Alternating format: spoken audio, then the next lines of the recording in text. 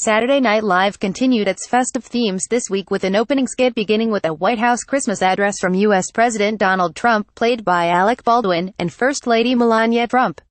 The cold open begins with Melania wishing viewers a Merry Christmas, with Baldwin's Trump pointing out that you can finally say that because the war on Christmas is over. He adds that it will soon be replaced by the war on North Korea. Read more. The war on Christmas never ended. It never started in the first place. Baldwin's Trump then lauds the first year of his presidency, claiming that a lot of people have been saying it was the greatest year in the history of America, and maybe the planet Earth, citing the biggest tax cut that the American people have ever seen as one example of his success.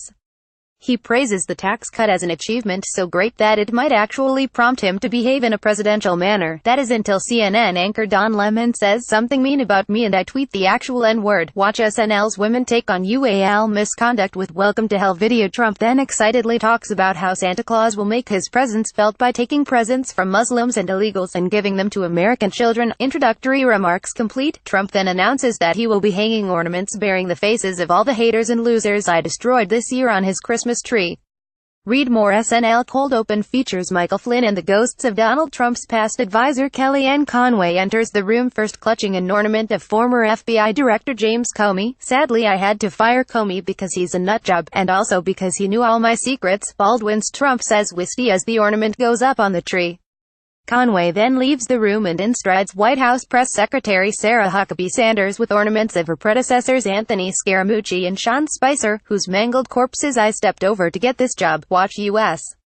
Russia probe sharpens aim at former Trump campaign manager Paul Manafort. It's then the turn of Vice President Mike Pence to make his contribution in the form of an ornament of Trump's former national security advisor Michael Flynn. Pence says he chose Flynn because he lied to us, and he acted alone without our knowledge, emphasizing the without our knowledge part. Read more. Robert Mueller online obtained thousands of emails. Trump transition officials. The ornament hanging routine is then interrupted by a knock on the window from Omarosa Manigault, the former White House aide who recently resigned from her post.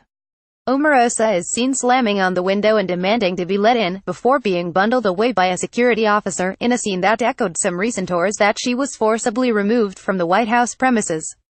Watch Omarosa out at White House. The president's daughter Ivanka Trump then arrives with an ornament of Alabama Senate candidate Roy Moore, and adds that her husband Jared Kushner couldn't make it because he's packing a go-bag before the FBI arrives. Trump then laments Moore's election defeat, saying, I thought for sure that he would win. Until he lost. Then I said I always knew he would lose.